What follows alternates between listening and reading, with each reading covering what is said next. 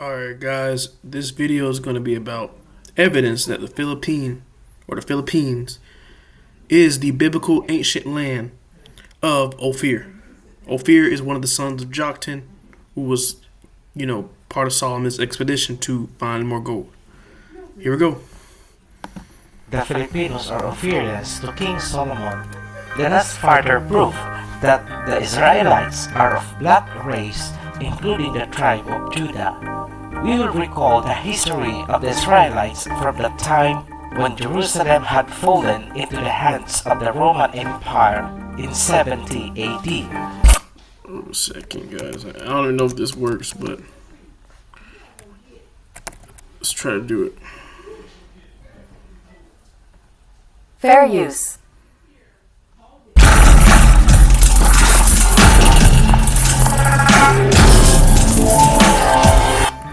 In the histories, myths, and traditions of the Phoenicians, Jews, Greeks, and Chinese, the missing piece of real estate was supposedly a part of a larger landmass that the Greeks called Aurea Chersonnesus, the Golden Peninsula, in which Crete, the island of gold, would be found.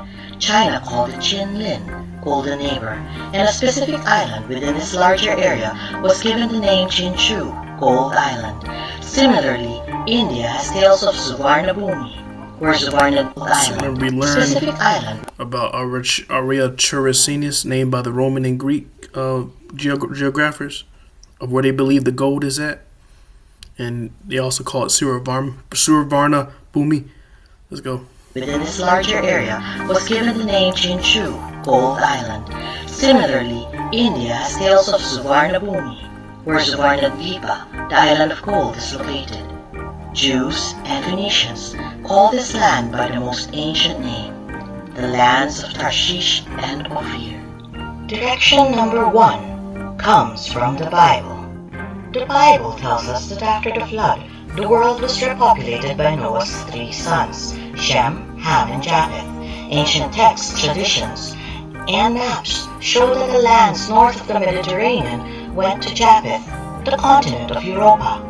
Ham got the southern lands, west of the Red Sea, Africa, while Shem got the southern lands to the east, the continent of Asia. Eber, great-grandchild of Shem, son of Noah, was the father of Joktan, the father of Ophir. Ophir and his brothers were given the lands to the east of this southern domain. Now their settlement extended from Mesha as you go towards Zafar, the hill country of the east. Being one of the youngest sons of Joktan, Ophir may have taken southern lands of the far east, at the very ends of the earth. The Bible gives us a location for Ophir at the edge of Southeast Asia, but then scriptures often mention the land of Ophir in connection with the lands of Tarshish, and this gives us further directions.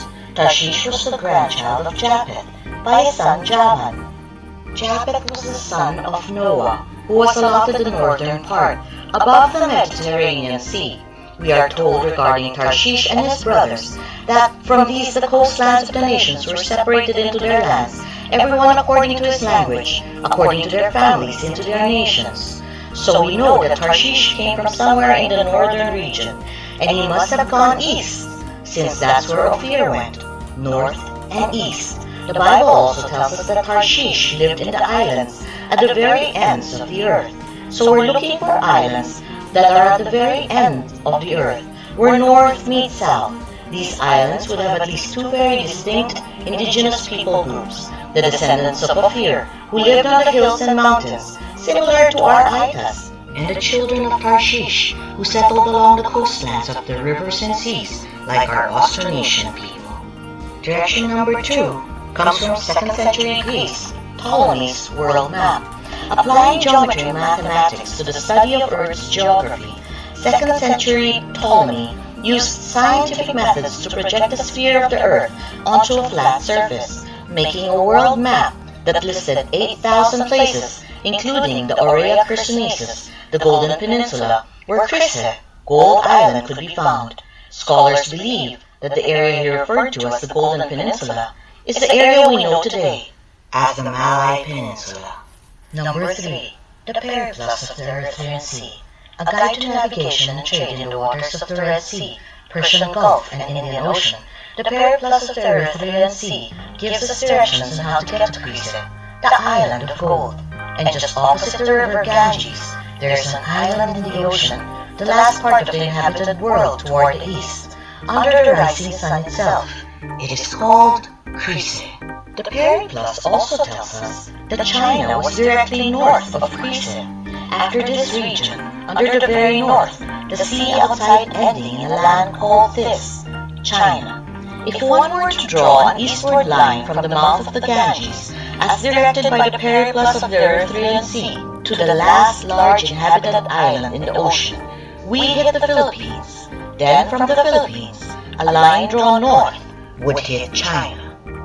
Number 4. Documento numero 98. A guide to navigation and trade like a periplus, compiled by our Spanish colonizers, give directions from the African coast to the Red Sea, the Persian Gulf and the Indian Ocean to the Ganges River. From the Ganges, it seems that they traveled inland rivers to the Asian kingdoms, under the heading Lusos, in the subheading OPHIR, followed by these details. In front of this mentioned China and its land, there are many islands in the sea, and beyond these islands, a land very large that they say is Tierra Firme, and other islands where every year they used to arrive 3 or 4 jocos with white people that are big merchants and very wealthy, and they bring lots of gold in bars and silver, and silk and lots of very good wheat, and very beautiful porcelains, and other things that the Chinese carry. To those they call Lusos, and those of Malak, Malaysia, say they are better people and better traders and wealthier, and better dressed and more honest than the Chinese, the Philippine archipelago with the large land masses of Luzon and Mindanao, strategically located in the sea between China and Malaysia, with a long history of trade with both nations, fit the geographical details. White merchants, described by others as bearded men, could have been the few surviving Phoenician merchants, who may have later settled and integrated with the Philippine population. Number 5. The Voyages and Adventures of Ferdinand Mendez Pinto. Traveling in the service of the Portuguese crown, Ferdinand Mendez Pinto wrote in his journal of his shipwreck on the island of Lusos while passing through Malay archipelago. He described Lusos as belonging to a large group of islands that had abundant resources of gold and silver. In his journal, he had the audacity to give specific details on the location of the gold island, putting it in a latitude 9 and 20 on a meridian similar to that of Japan. Directions that lead us to the very heart of the Philippines, the northern shores of Mindanao, near Butuan and Agusan. The meridian is slightly off. Japan is around 135 degrees, while Philippines is at 125 degrees. But the meridian was not officially set until 1851, so for someone living in the 1500s, he did very well. The story of his shipwreck was deemed so outrageous that it was omitted from his book when it was first published. This did not stop Pinto from campaigning to the Portuguese crown, who had established colonies, conquered all along the southern coast, as Malacca, Bauda, Maluco, Sunda, Borneo, and Timor, to conquer the lands to the north, and northwards, China, Japan, and Lusos. Someone must have believed him, for a remarkable map by Abraham Ortelius, the Maris Pacifici, the first printed map of the Pacific and the first map of the Americas, shows the Philippine Islands with both its old and new names, Islas de Lusos and Filipinas. An inscription in Fort Santiago, attributed to the Philippine national hero Jose Rizal, says, "To foretell the destiny of a nation, it is necessary to open the book that tells of her past." Now that we have established the King Solomon to be a black man, it will be easier to determine the identity of the Filipino people. To Solomon to be a black man, it is Past. Solomon to be a black man, it will be easier to determine the identity Out of the Canaanite's mouth. Just letting you know. of the Filipino people. We will explain how the Negritos are connected and related to King Solomon and to the entire Hebrew family. It is there in the table of nations. Before we connect the Filipinos or Ophirians to King Solomon, let us further prove that the Israelites are of black race, including the tribe of Judah. We will recall are of King Solomon.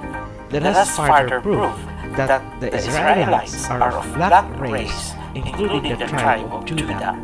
We will recall the history of the Israelites from the time when Jerusalem had fallen into the hands of the Roman Empire in 70 AD. From there, we will proceed to the modern day to see what happened to the Israelite Jews. This once again will highlight the identity of the Israelite Jews. After the destruction of the Temple of Jerusalem in 70 AD, the Israelites were scattered. Most of them fled to the African continent to seek refuge and blend with other men of the same color. The fall of Jerusalem was only the beginning. It was predicated in Deuteronomy 28 that they will be sent again to slavery, transported by ships, and shackles were placed on them. They are to be sold as slaves. This event clearly describes who were the true Israelite Jews. Look for shackles and see who were loaded on ships. It's as simple as that. Looking at world history, who or what particular people were sold as slaves with shackles? Who were loaded onto ships like cargoes? Obviously, So don't look at your friend because he's black. Don't listen to the person in school. You gotta find photos, like he said, in shackles. There's tribes and that were in shackles. And you gotta find people who, picking cotton, freedmen, poor area. Like you gotta find that. You can't just look at So black, but let's go. Is the black Negroes during the transatlantic slave trade. They were captured from Africa, and certainly they were the descendants of the Israelite Hebrews from King Solomon's race. Today, the remnants are still... Nah, they were captured in Asia, but they were transported to Africa. Let's go. There in Africa with their Jewish belief system. This has been proven even by genetic research, and they are black people. Therefore, their King Solomon is a black man. Now finally, the truth will set the Ophirians free to connect with their origin. Here is how they are connected to the Hebrew ancestry together with King Solomon. According to the Book of Jubilees, after the flood, Peleg and Joktan parted ways at Misha, which is the modern-day Iran. We have to remember that Peleg and Joktan, Yoktan in Hebrew, are the only two sons of Heber. Heber is the father of all Hebrew nations. Therefore, all Hebrews can only be traced either as descending from Peleg or descending from Joktan. Peleg went to the west and fathered the Israelite nations from which King Solomon descended, while Joktan, with his sons OPHIR, Havilah, and Sheba, as well as Tarshish, headed to populate the East or the Orient. In the Bible, Orient is called Parvaim from the Sanskrit word Purva. Now let us not be confused with Havilah. In the Bible, there are two Havilah. The first Havilah is from the bloodline of Shem. That is the son of Joktan, which is the brother of OPHIR. So Havilah Ophir and Sheba are brothers, all sons of Joktan. The other Havilah descended from the bloodline of Ham. That Havilah is the son of Cush.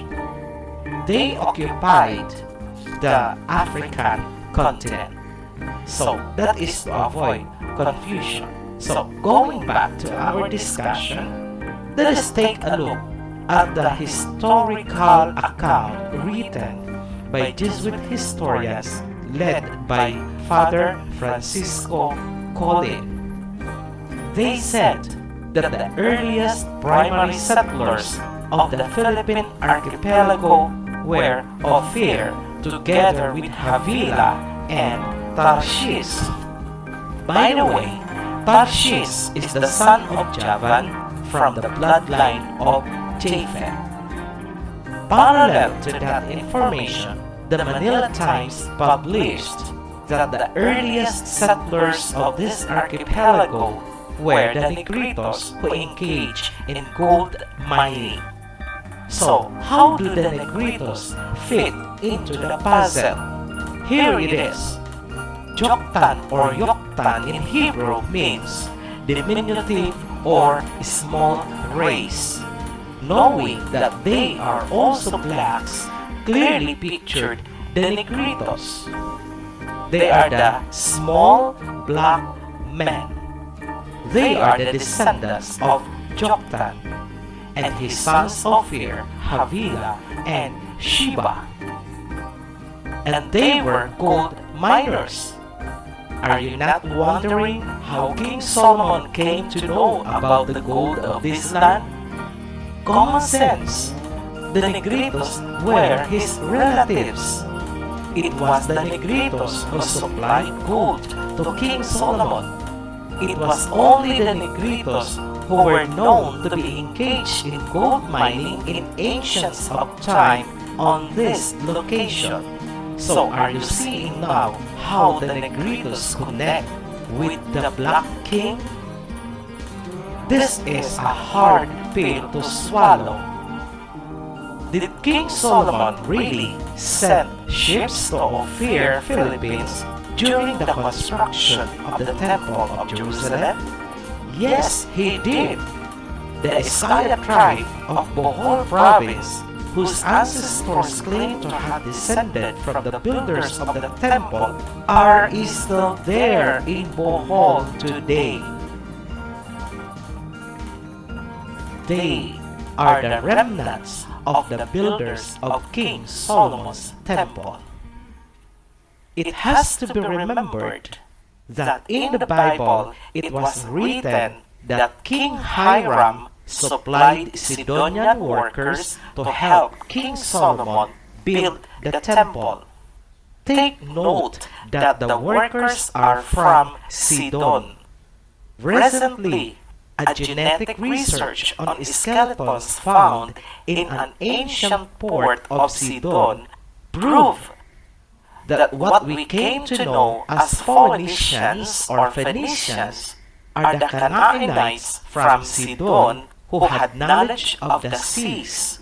In short, the Sidonian workers supplied by King Hiram to King Solomon were the Phoenicians who are shipbuilders and seafarers as described by the Bible.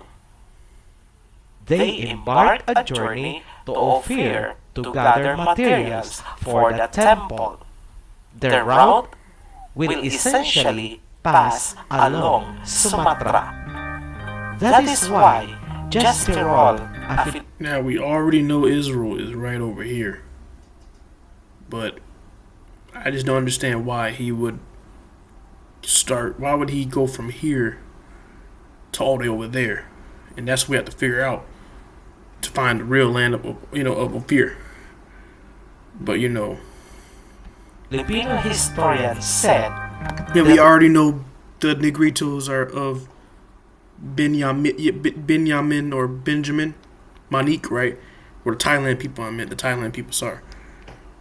But The earliest known origin of the Iskaya tribe who claimed to be builders of King Solomon's temple was from Sumatra. Their claims of being descended from the builders of King Solomon points their origin far beyond Sumatra, extending to Sidon, which is the modern-day Lebanon. They were from King Hiram's workers supplied to King Solomon to gather materials from OPHIR. The presence of Iskaya tribe in Bohol province supports that Philippines is the biblical OPHIR.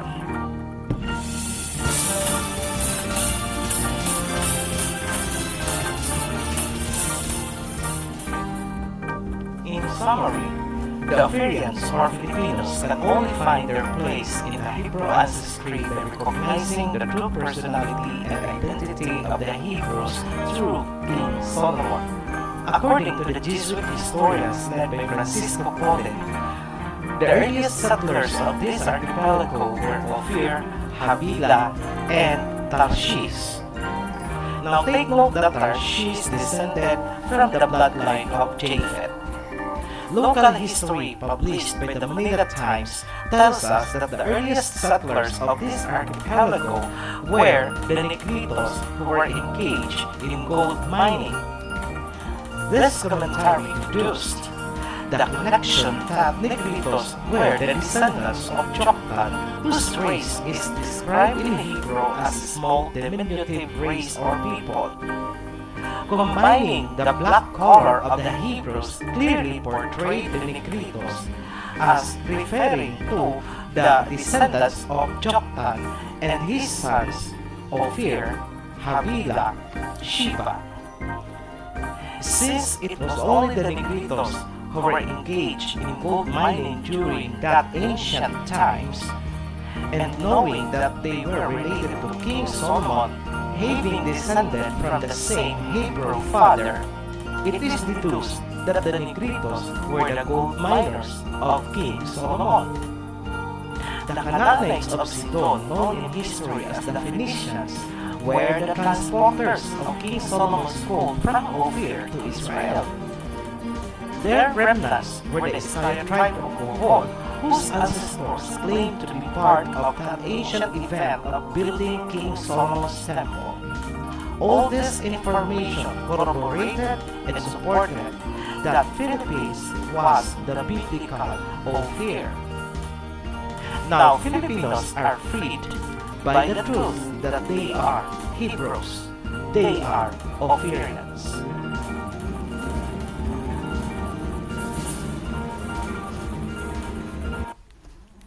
Okay, so I know there's a lot of errors in the video, but it should be used the parts of where it makes sense of how, you know, the ancient land of OPHIR could be in Philippines.